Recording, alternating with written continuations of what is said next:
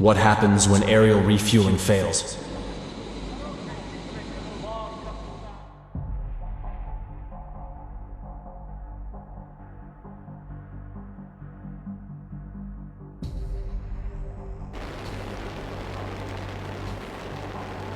Six years after Wright brothers invented airplanes, a cartoon in Punch magazine poked fun at the thought of refueling mid-air.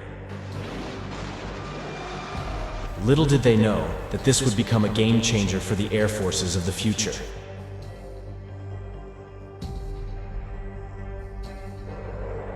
Typically, a fighter jet can fly over 2,000 miles before it needs refueling.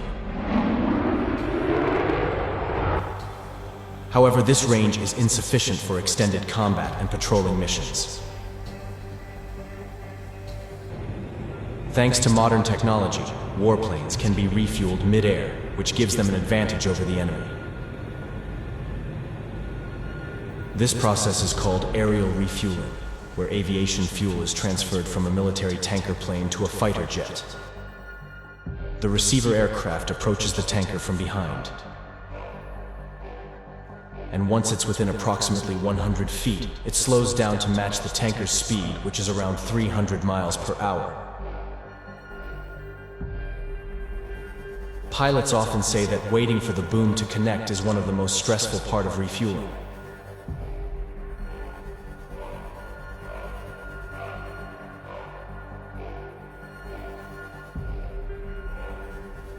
What makes aerial refueling one of the most dangerous maneuvers in aviation is the extremely close distance required to be maintained between the two aircraft.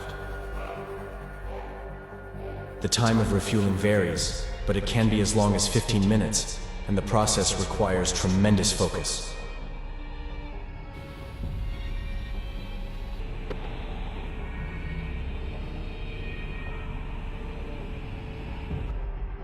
Too much movement, elevation, or speed change from either aircraft will trigger a disconnect from the boom, and the process will need to start over. And if it fails, the receiving airplane runs out of fuel. There is also a persistent fear that the hose pipe could hit the windscreen and depressurize the aircraft.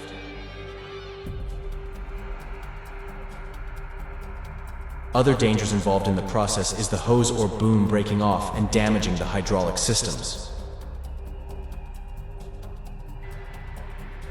In 1966, a B-52 bomber carrying nuclear weapons collided with KC-135 fuel tanker during the aerial refueling process.